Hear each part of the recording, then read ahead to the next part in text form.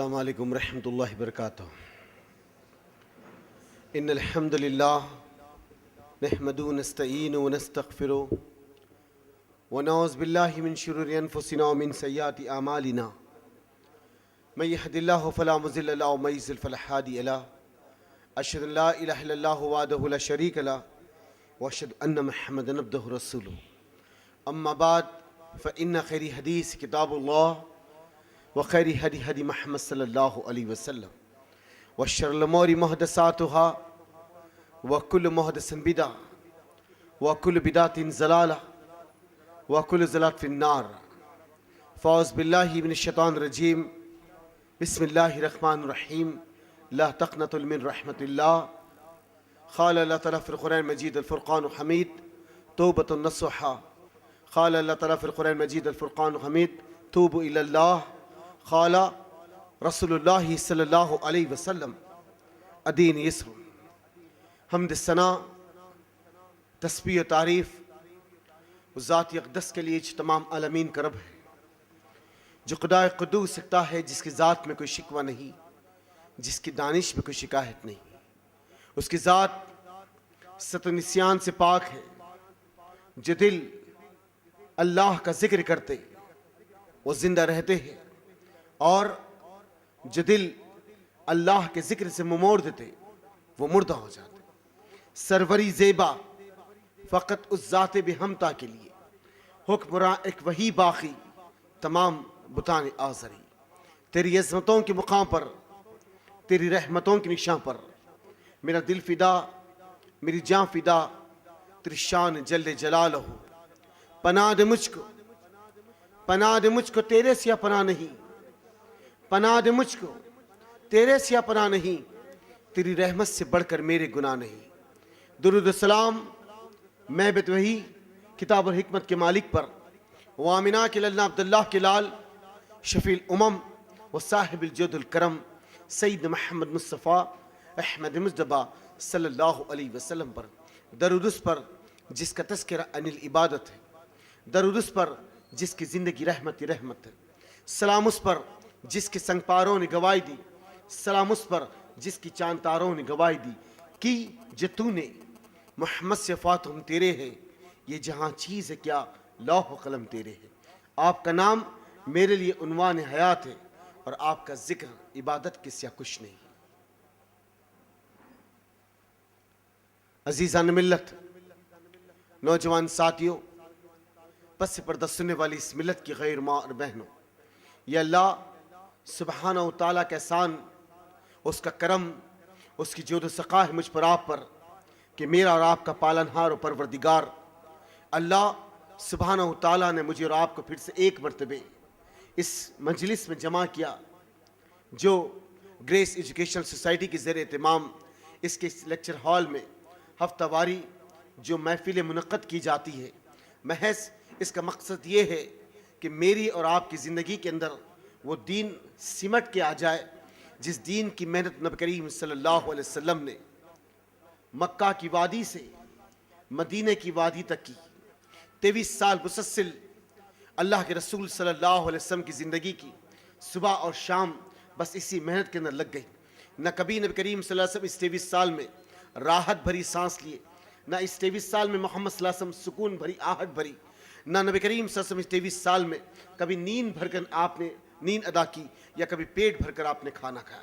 مسلسل اس امت کی اصلاح کے لیے، اللہ کے بندوں کو اللہ کی طرف بلانے کے لیے خود آپ نے اپنے پیٹ پر پتھر بانا، خود آپ نے اپنے دانتوں کو شہید کیا، خود آپ نے اتنے مار کھایا طائف کی سرزمین پہ اس دین کی خاطر، جسم کا کوئی ایسا حصہ باقی نہیں تھا جیسے خون نبی کے جسم سے نہیں رس رہا تھا۔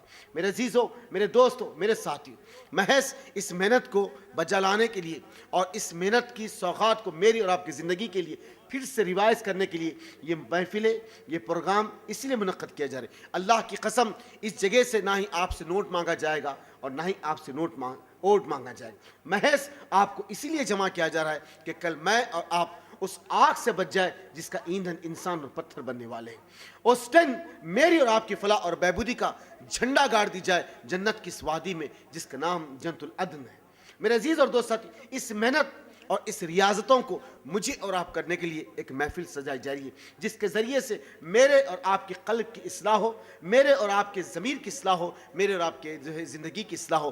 میرے عزیز اور دوست ساتھیوں، محض میرا اور آپ کا یہاں پر جمع ہونا اس بات کی دلیل ہے کہ آج سے 1435 سال پہلے فرعون کی چوٹیوں سے جس دین کا اعلان کیا کہ قل لا الہ الا اللہ، اس نسبت کے ساتھ مجھے اور آپ کو جمع کیا گیا۔ محض مجھے اور آپ کو اس جگہ جمع کرنے کا مقصد یہ ہے کہ اللہ اکتا و تنہا ہے، اس کی ذات میں، اس کے صفات میں، اس کے حقوق میں، اس کے اختیارات میں نہ کوئی شامل ہے اور نہ کوئی شامل ہو سکتا ہے۔ محض مجھے اور آپ کو اس لیے جمع کیا گیا ہے، محمد رسول اللہ صلی اللہ علیہ وسلم اللہ کے بندے، اس کے رسول ہے۔ آپ پر اللہ نے شریعت کو، کتاب کو، امت کو، نبوت کو ختم کر دیا۔ قیامت تک جو کہ عمل باقی رہے گا وہ آپ کی لائیو نظامی زندگی ہوگی۔ محض اسی لیے مجھے اور آپ کو جمع کیا گیا ہے، اور اس کے ذریعے سے میری اور آپ کی زندگی کے اندر ولولہ، تڑپ، تاثیر، جنون، اخلاص اور ہمدردی پیدا ہو جائے، اور حرص پیدا ہو جائے نیکی کی، اور آدمی نیکی کی طرف لپکے۔ عزیز اور دوست ساتھیو، آج کا جو عنوان ہے توبہ کی اہمیت، بہرحال ہم اس توبہ کی اہمیت پر انشاءاللہ آج گفتگو کریں گے۔ اللہ میرے لسان و سماعت پہ برکت دے اور انشاءاللہ اس عنوان کا حق ادا کرنے والا بنا۔ میرے عزیز اور دوست ساتھیو، توبہ، گزشتہ وقت میں نے آپ کے سامنے یہ بات رکھی تھی کہ 500 سال تک زمین کا تعلق آسمانوں سے کٹ گیا تھا،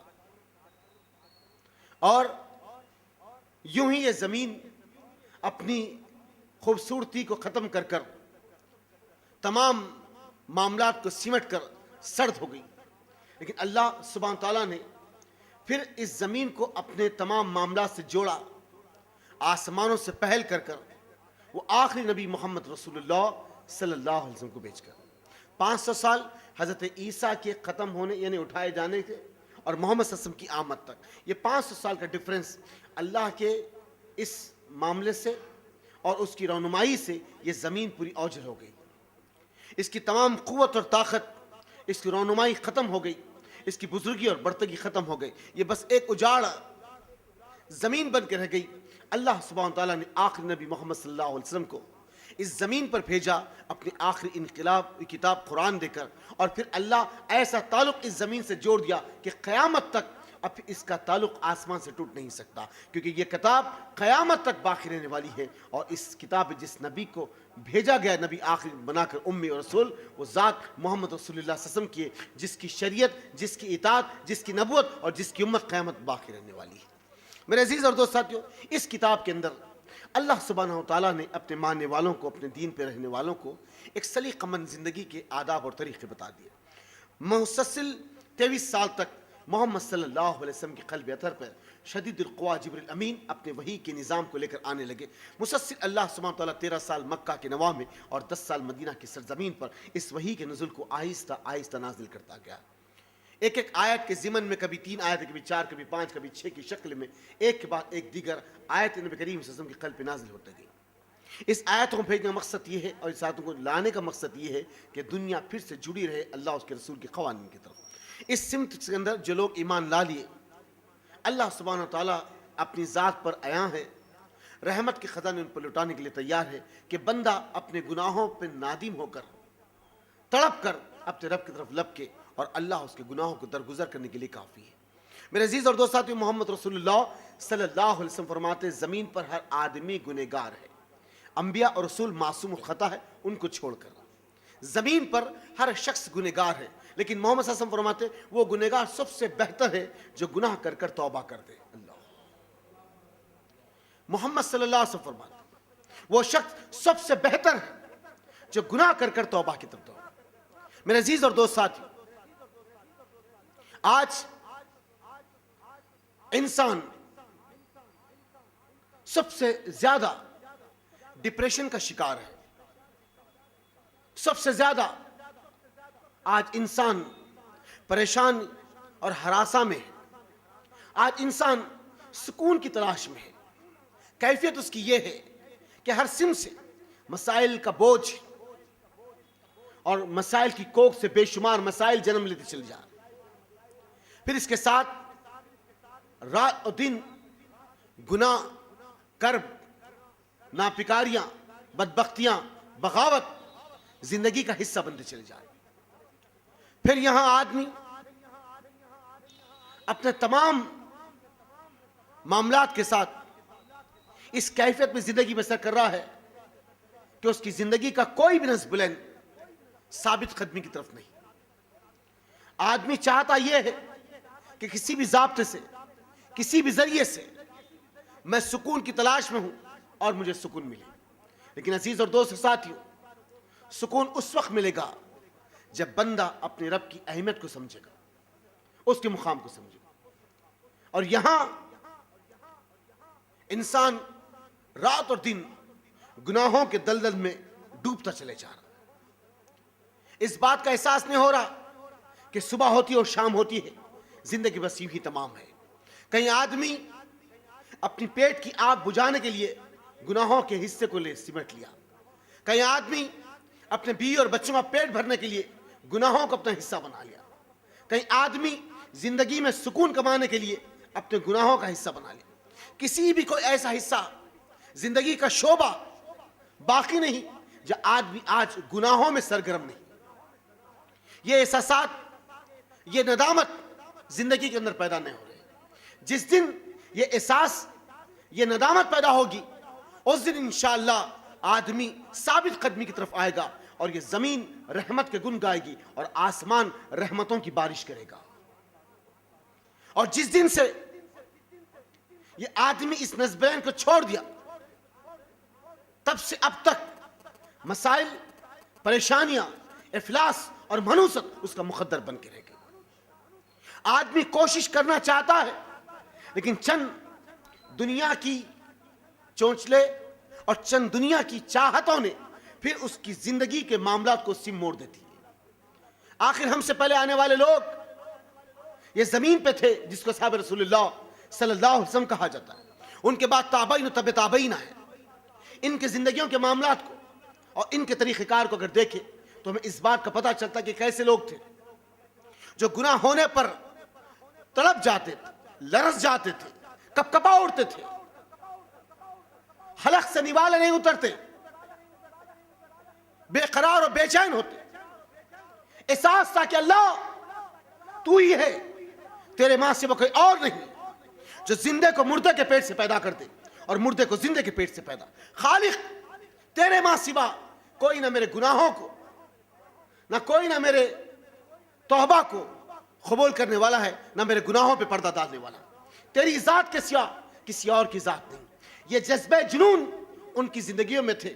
ایسے کھڑے رہے کہ اللہ آسمانوں سے ان کی صداقت پہ وحی کو نازل کر دیا. یہ وہ لوگ ہیں جس کو اصحاب رسول اللہ صلی اللہ علیہ وسلم کہا جاتا ہے. گناہ ہونے پر آدمی سینے کو ٹھوک کر یہ نہ کہے یہ تو ہمارا رسم اور رواج ہے، یہ تو ہمارا منزل، یہ مقام ہے. نہیں عزیز اور دوست ساتھیو، ندامت اس کی زندگی میں آ جائے، توبہ کی طرف آ جائے تو گویا وہ آدمی زمین پر بھی کامیاب ہے اور آخرت میں بھی کامیاب. صحابہ اکرام کی زندگی اور طریقہ کار. اللہ کے رسول صلی اللہ علیہ وسلم مسجد نبوی میں صحابہ آپ کے ارد گرد بیٹھے، اور جب کبھی اللہ کے رسول صلی اللہ علیہ وسلم ایک سے دو صحابی ملتے تو نبی انہیں بلاتے اور کچھ نصیحتیں کرتے. یہ نبی کا وتیرہ زندگی تھا.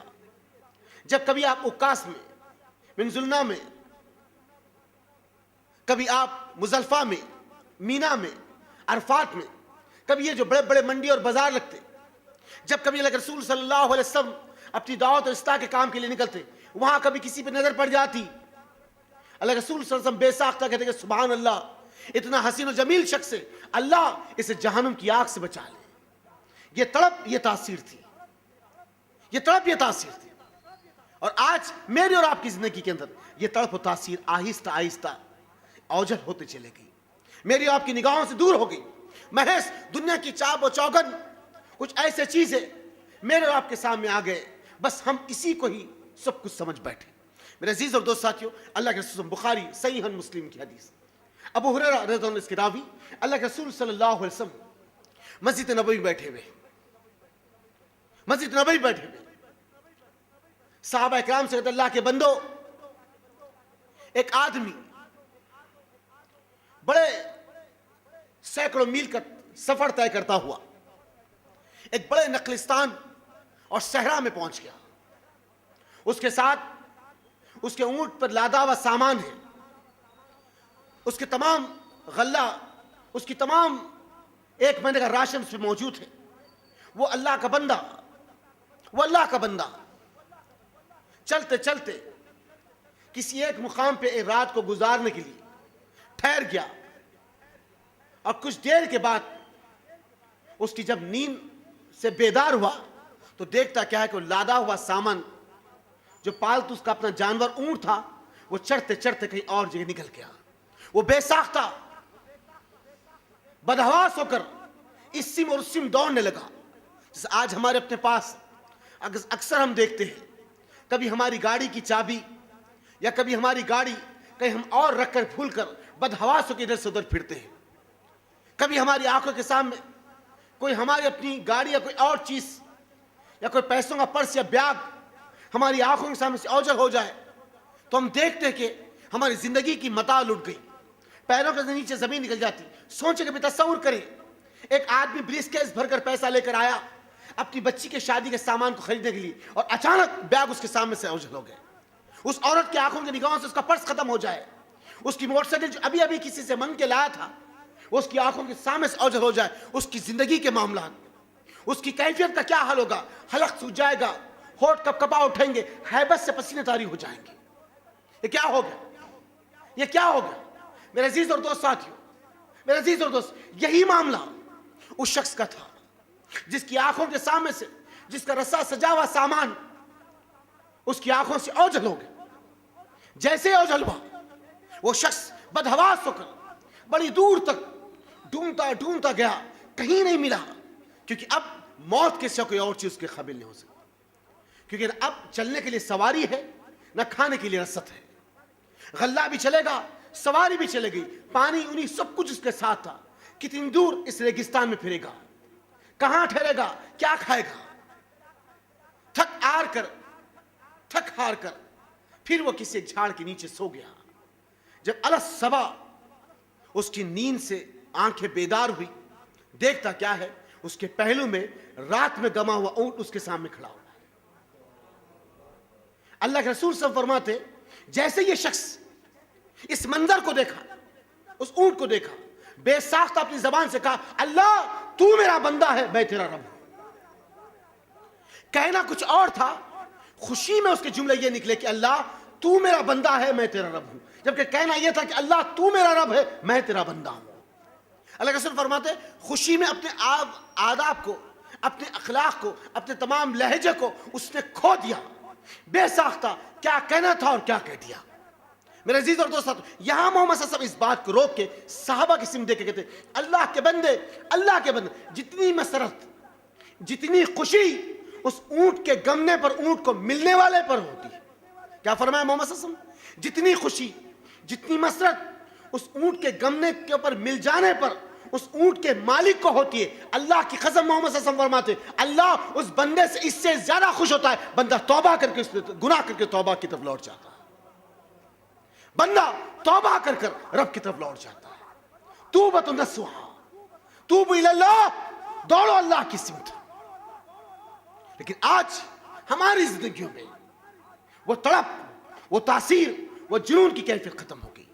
ہم یہ چاہتے ہیں کہ بس زندگی بس چند لمحوں کی ہے, اب کچھ کر لیں گے, کچھ سیٹ ہو جائیں گے, پھر دیکھیں گے کہ نماز اور مسجد, وظیفہ اور ذکر کی بات. میرے عزیز اور دوست ساتھیوں, صحابہ کی یہ زندگی نہیں تھی.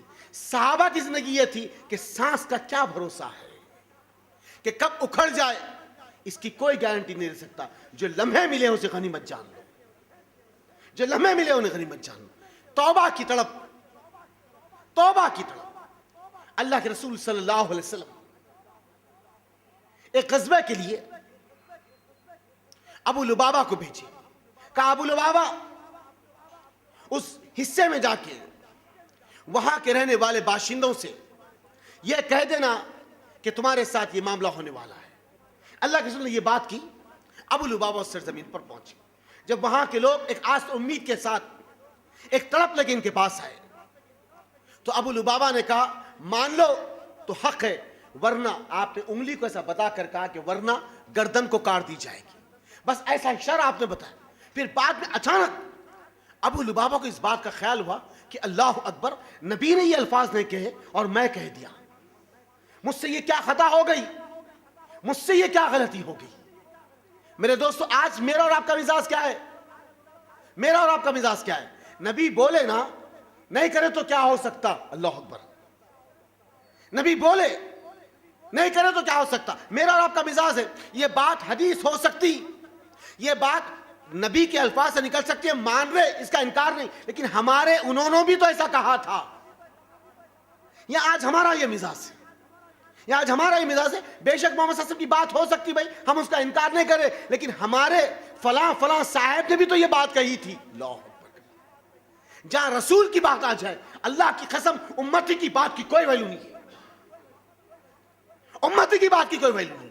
جہاں رسول کی بات آ جائے, امتی کامل ہوں گا, فاضل ہوں گا, قطب ہوں گا, ابدال ہوں گا, رسول سے بڑھ نہیں سکتا, رسول سے بڑھ نہیں سکتا. جہاں رسول کی بات آ جائے, امتی کی بات کلدم کی جائے گی. یہاں آج ہمارا یہ مزاج, اور یہاں تڑپ کی کیفیت ہے, ہول گھبراہٹ ہے, جسم پر ہیبت طاری ہو گئی. لامے لامے پیر مارتے آئے, اپنی بیوی سے کہا نبادہ مجھے نبی مسجد نبوی کے استمب سے باندھ دینا, جب تک اللہ میری توبہ کو قبول نہیں کرے گا میں استمب سے ہٹنے والا نہیں. آئے اپنے آپ کو تم سے باندھ لی, تم سے باندھ دیا گیا. جب استنجا کے لیے حاجت ہوتی تو کھول دیا جاتا, نماز کے لیے حاجت ہوتی تو کھول دیا جاتا, پھر آپ کو باندھ دیا. یوں روایت میں ایک دن 15, ایک دن 21 یا ایک دن 22 تھے. مسلسل کچھ صحابہ کرام نے کہا, اللہ رسول صلی اللہ علیہ وسلم, ابو لبابہ نے توبہ کے لیے اپنے آپ کو ایک تم سے باندھ لیا ہے. تو محمد صلی اللہ علیہ وسلم نے کہا کہ کاش ابو لبابہ میرے پاس ہوتے تو میں ان کے لیے خیر کے لیے دعا کر دیتا. بہرحال جب ابو لبابہ نے ارادہ کر لیا ہے تو اللہ ان کا فیصلہ کر کے رہے گا. یہ تڑپ تھی صحابہ رسول اللہ صلی اللہ علیہ وسلم کی. اپنے آپ کو باندھ لیے, اپنی بیوی اپنے بچوں سے کہا تب تک میں اس پلر سے نہیں ہٹوں گا, اپنے آپ کو باندھ تب تک اللہ میری توبہ کو قبول نہ کر لے. اللہ توبہ کو قبول نہ کر. میرے عزیز اور دوست ساتھیو, لگ بھگ 15 دن, ایک روایت پہ کچھ اور, ایک روایت پہ کچھ اور, جب ابو لبابہ کی توبہ قبول ہوئی, اللہ آسمان سے نبی کے قلب پہ سورہ توبہ کو نازل کیا. کیا تاثیر ہے, کیا تاثیر. آج تک ابھی بھی مسجد نبوی میں تم موجود ہے جہاں محمد صلی اللہ علیہ وسلم ہر سال اعتکاف بیٹھا کرتے تھے. وہ تم جس کو سورۃ توبہ کہا جاتا ہے, آج بھی وہ تم موجود ہے جہاں ابو لبابہ کے اللہ نے توبہ کو قبول کیا. یہ تڑپ ہے صحابہ کرام کی. توبۃ النصوحا لا تقنطوا من رحمت اللہ, اللہ کی رحمت سے نا امید نہ ہو. تو بندہ ہے رب کا, تیرا رب تیری توبہ کو ضرور قبول کرے گا. بندے آ گیا ہے, گناہ ہو گیا ہے, اب معافی کے لیے آیا, تیرا رب تجھ پر اتنا رحم کرنے والا تیرے گناہوں کو سمٹ دے گا. عزیز اور دوست ساتھی, ابو لبابہ کی توبہ قبول ہوئی. خلفائے راشدین کے دور کے بعد طبقہ ابن سعد میں حافظ عسقلانی اپنی کتاب میں اس واقعے کو درج کرتے ہیں, اس واقعے کو درج کرتے ہیں. صحابہ کا دور خلفائے راشدین کا ختم ہوا. بنو امیہ اور بنو عباس کے دور میں بڑے صحابہ جلیل القدر بھی موجود ہیں. حرم کی سرزمین خانہ کعبہ پر 1 سال سے مسلسل آسمان سے بارش نہیں, 1 سال سے مسلسل. عبداللہ بن مسعود اس واقعے کے راوی ہے. مسلسل 1 سال سے آسمانوں سے کوئی بارش نہیں. تمام کے تمام بدر و احد کے صحابہ اکرام بھی موجود ہیں, اور کچھ اور صحابہ بھی, تابعین و تبع تابعین بھی. حرم ان لوگوں سے گچا گچ بھرا ہوا ہے خانہ کعبہ. عبداللہ بن مسعود حتیم کے حصے میں ہے. سنت کا ملتا ہے کہ قریب بیٹھتے اور حتیمی قریب بیٹھتے تھے. دیکھتے کہ عبداللہ بن مسعود ایک کالا کلوٹ آدمی جس کے جسم پر بوسیدہ لباس ہے, جس کی انگلیاں پھری ہوئی ہے, ہونٹ بڑے بڑے ہیں اور دانت اٹھے ہوئے ہیں. کالا آدمی, حبشہ کی سرزمین کا رہنے والا, پستہ قد کا, بوسیدہ پھٹا ہوا لباس پہن کر صحابہ جب چپلوں کو چھوڑ کر اپنی یمنی حرم میں داخل ہوتے ہیں, اس جگہ آیا, اپنے ہاتھوں سے چپلوں کو سرکا دیا, چپلوں کو سرکا دیا. عبداللہ بن مسعود دور سے اس منظر کو دیکھتے, دور سے صحابہ کو اپنے آگے کیا اور اٹھ کر آپ ان لوگوں کے پیچھے آ گئے جہاں پہ لوگ چپل چھوڑتے ہیں. وہ اللہ کا بندہ چپلوں کو ہٹایا, اپنے دونوں زانوں کو زمین پہ ٹکا اور بیٹھ گیا. عبداللہ بن مسعود کے پیچھے آئے, وہ اللہ کا بندہ سجدے میں چلے گیا. جس کے جسم پر بوسیدہ لباس, غربت کا آخری حصہ, چہرہ سوکھ گیا بھوک سے, پیاس سے ہونٹ سوکھے ہوئے. یہ اللہ کا بندہ سجدے میں گرا, اور عبداللہ بن مسعود فرماتے سب سجدے میں تھے. یہ لوگوں کی پیٹھ اور پہلوؤں کے قریب تھا, چپلوں کے قریب. میں عطیات پہ جیسے بیٹھتے اس کے بازو بیٹھ گیا اور اپنے کان کو اس کی سم لگا دیا. یہ اللہ کا بندہ سجدے میں گیا اور سجدے میں کہتا ہے پالنے والے, پالنے والے. مجھ سے بڑے بھی اور بہت سارے لوگ ہیں اس محفل میں جو تجھ سے تیری رحمت کا سوال کر رہے ہیں. اے میرے رب, بے شک ہم گنہگار و خطا کار ہیں. عزیز اور دوست ساتھیوں, عزیز اور دوست ساتھیوں, 1 سال کا عرصہ ہو گیا آسمان سے حرم میں بارش نہیں ہو رہی, اور یہاں ہم دیکھ رہے آسمان پر بادل آ رہے اور نکل کے چلے جا رہے. خاص طور پہ ساؤدرن انڈیا کا علاقہ, مہاراشٹر سے تمل ناڈو اور کیرلا تک ابر رحمت نہیں برس رہی ہے. کھیت سوکھ گئے, تالاب اور کنٹے ختم ہو گئے. اکنامیکل پوزیشن اسٹیٹس کی چوپٹ ہونے کے لیے, ترکاری کے دام دگنے سے دگنے ہو گئے. آئندہ اگر یہی حال ہوگا تو پینے کے پانی کے لیے بھی لالے پڑ جائیں گے. یہ انالائز کرنے والوں کا چھوٹا سا انالائز ہے. عزیز اور دوست ساتھیوں, ناردن کا جو علاقہ ہے کشمیر سے گجرات تک اور ادھر قریب قریب میزورم میگھالیہ تک, یہ پورا پانی میں ڈوب گیا.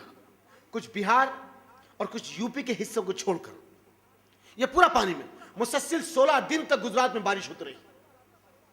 مسلسل راجستھان سیلاب کی شکل نے صورت بن گیا.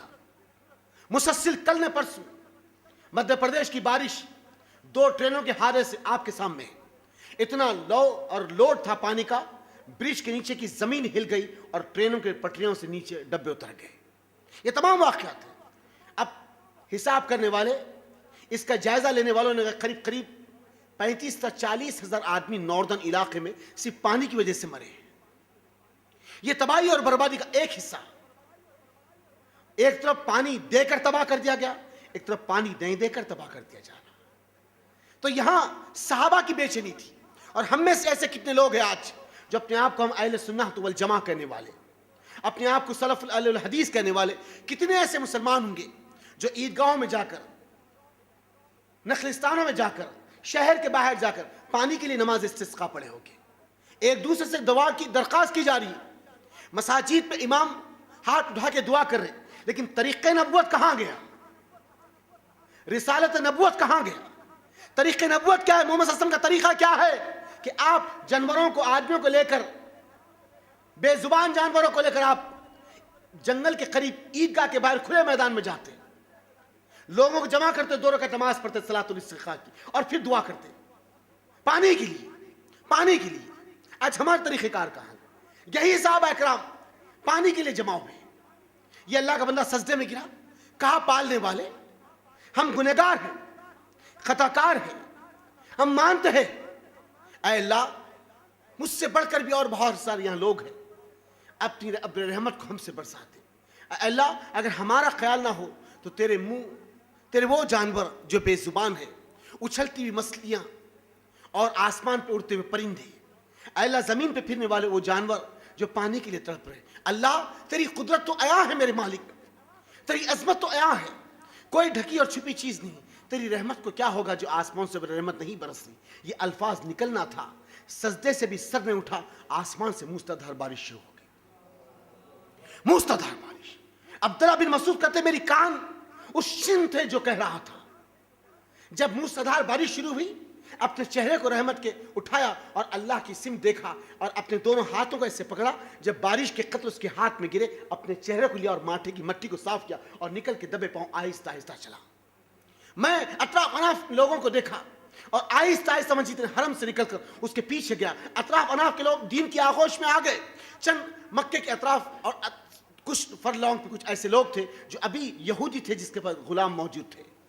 یہ چلتے چلتے یہودی کا مکان چلے گا, میں پیچھا کرتے کرتے اس کے مکان پہنچا، دستک دی، اس نے دروازہ کھولا، کہا کوئی غلام ہے بکنے کا جسے میں خریدنا چاہتا ہوں؟ تو اس یہودی نے کہا آؤ عبداللہ بن مسعود، یہ غلام ہے، انہیں میں فروخت کرنا چاہتا ہوں۔ آگے لے کر گیا، جب چلتے چلتے اور آگے بڑھے تو کوڑا دان میں، ردی میں، جو کچرے کے حصے میں کسی کو پھینک دیا جاتا ہے، ایک اللہ کے بندے کو کونے میں پھینک دیا گیا۔ جب قریب پہنچے تو کہا کہ یہ وہ غلام ہے۔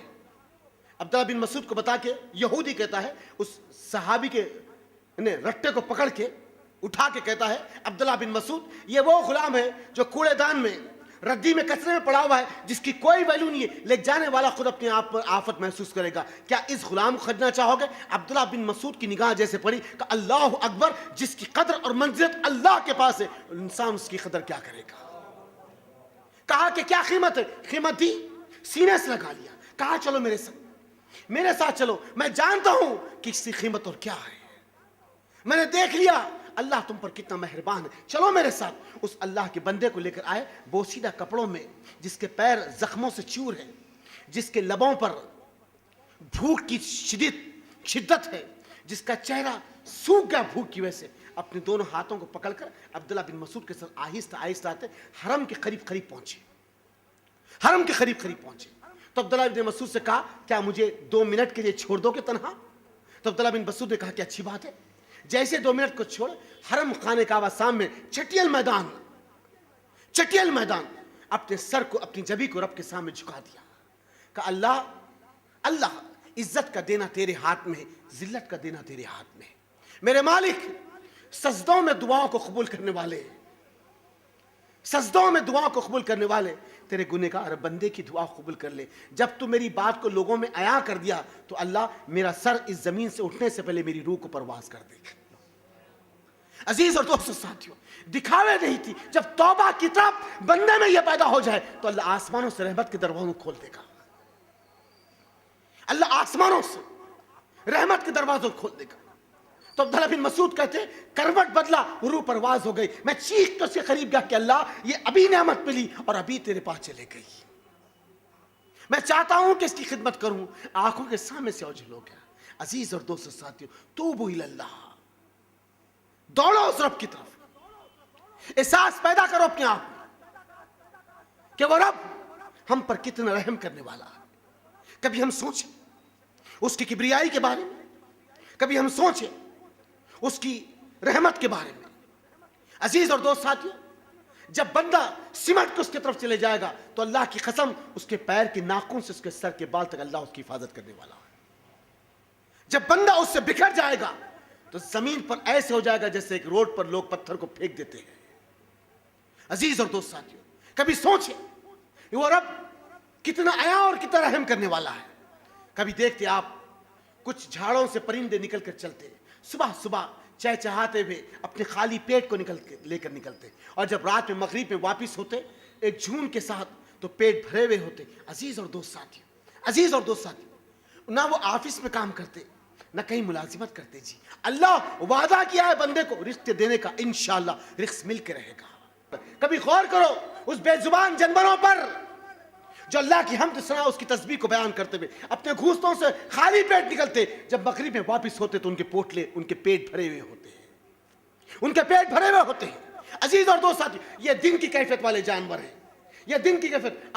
اسی جھاڑوں کے کچھ ڈغالیوں پر ایسے جانور بھی ہے جو دن میں لٹکتے ہوتے جس کو بڑباغل کہتے ہیں، رات میں ان کی آنکھوں کو کھولتا اللہ اور رات میں رزق کھلا کے صبح پہنچا دیتا ہے۔ یہ وہ رب ہے، یہ وہ رب ہے۔ اس رب سے ہم کب تک دور رہو گے؟ کب تک؟ توبوا الی اللہ، توبہ کی سمت دوڑو، سوچو اپنی گردنوں کو جھکا کر، ندامت کو سوچو کہ ہم تنہائی کے گھر میں بیٹھ کر کہ 20 سال 25 سال 30 سال 35 سال رمضان آئے اور چلے گئے، جب تک سورج اپنی گرد کرتے رہے گا، چاند اپنی چاندنی کا کھیت بکھراتے رہے گا، اللہ یہ مہینہ یہ سال لاتا رہے گا، لیکن کیا پتا کہ میں اور آپ اس سال کو پائے یا نہ پائے۔ جو موقع فراہم ہو چکے اس کو غنیمت جاننے والے بنے۔ آیا اور چلے گا رمضان، ہم نے کس طریقے سے رب کی طرف لوٹنے والے بنے، ہماری زندگی میں کیا انقلاب آیا؟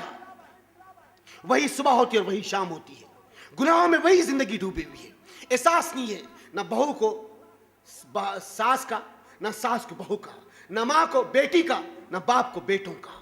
زندگی بس ایک مشغلہ بنی ہوئی ہے۔ باپ کا کام یہ ہے کہ اپنی پیٹ کی تپل کو اولاد کو پالنے کے لیے جھوٹ بولے، سچ بولے، گناہ کرے، لائے اور کھلاتے۔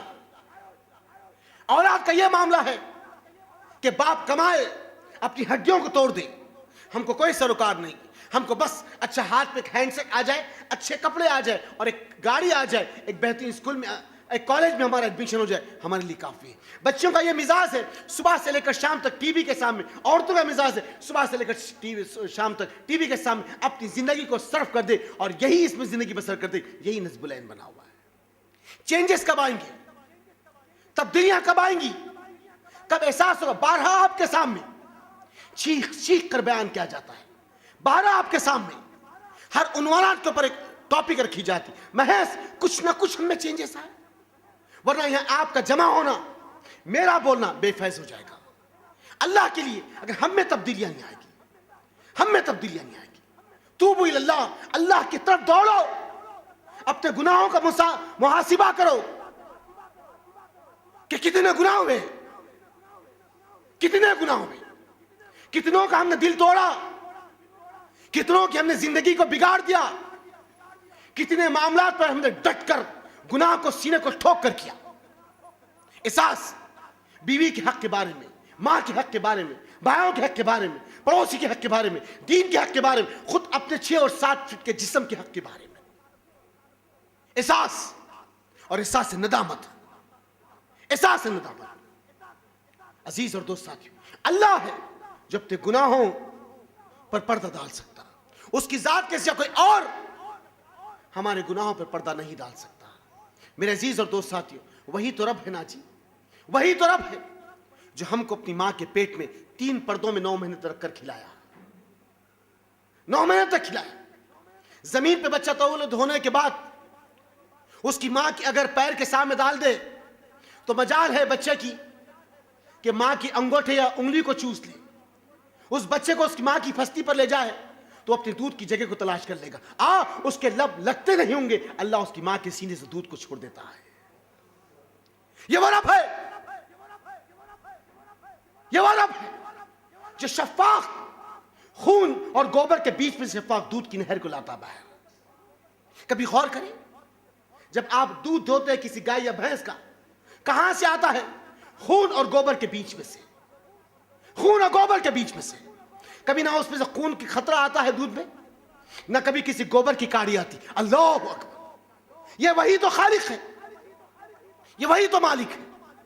کہاں ہیں ہم اس کی رحمتوں سے، اس کی نعمتوں سے کس سم جا رہے ہیں؟ میرے عزیز اور دوستو، توبۃ نصوحا، دوڑو اللہ کی طرف۔ نبی کریم صلی اللہ علیہ وسلم مسجد نبوی میں بنی اسرائیل کا ایک واقعہ سمجھاتے ہیں کہ اللہ کے بندو، بنی اسرائیل میں ایک ایسا شخص تھا جس نے نننیوں قتل کر دی، نننیوں۔ اب احساس ندامت ہوا، اس بات کی دل میں کیفیت آئی کہ میں اتنے قتل کر دیا، گناہوں میں میری زندگی ڈوب گئی، کیوں نہ میں اب رب کے قریب جا کر اپنی توبہ کو تلاش کروں۔ یہ کسی اس وقت کے عالم کے پاس پہنچا، کہا اللہ کے بندے، مجھ سے یہ خطائیں ہوئی کہ اللہ میرے گناہوں کو معاف کر سکتا ہے۔ تو اس نے کہا اے ظالم، نننیوں قتل کر دیا اور آ کے کہتا ہے کہ اللہ میرے گناہوں کو معاف کرے گا۔ یاد رکھو، کبھی ہم سے یہ جملے نکل جاتے ہیں، کبھی ہم سے جملے نکل جاتے ہیں، اللہ اس کو کبھی معاف نہیں کر سکتا، اس نے ایسے گناہ کیے، نعوذ باللہ، ہم اللہ نہیں ہے جو ڈیسیشن لے لیں۔ یاد رکھو، اس کی نماز قبول ہوئی یا نہیں ہوئی ہم جج کرنے والے نہیں ہو سکتے، وہ اللہ ہے جو جج کرنے والا ہے۔ ڈیسیشن اللہ کے ہاتھ میں، اس کی رحمت قدرت میں ہے کہ اللہ کسے معاف کر دے اور کسے نہ معاف کرے۔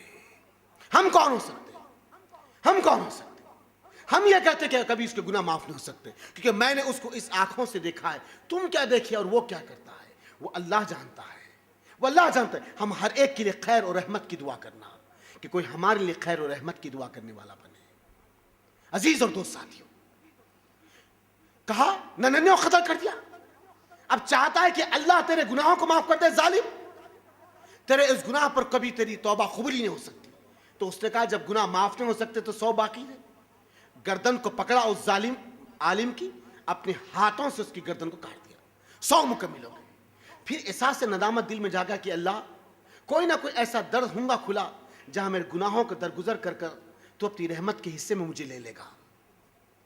نکلا اپنے گھر سے لام لام میں پیر مارتے, تھوڑی دور گیا, جسم سے روح پرواز ہو گئی, دھڑام سے زمین پہ نیچے گرا. اب جیسے نیچے گرا جہنم کا فرشتہ آ کے کہنے لگا اسے جہنم میں لے جاؤں گا, اس نے 100 قتل کی. جنت کا فرشتہ کہا کہ نہیں, یہ توبہ کی طرف سے نکلا, میں اسے جنت پہ لے جاؤں گا. اللہ آسمانوں سے, اللہ کے رسول فرماتے اللہ آسمانوں سے اس منظر کو دیکھتا اور ایک فرشتے کو انسان کی شکل میں بھیجتا کہ دونوں کے درمیان میں فیصلہ کرائے. تو کہتا کہ کیا ہوا؟ تو جہنم کا فرشتہ کہتا ہے کہ یہ 100 قتل کرا, اس کا ٹھکانہ جہنم ہے. جنت کا فرشتہ کہتا ہے عزیز اور دوست لا تقنطوا من رحمت اللہ, اللہ کی رحمت سے کبھی نہ امید نہ ہو.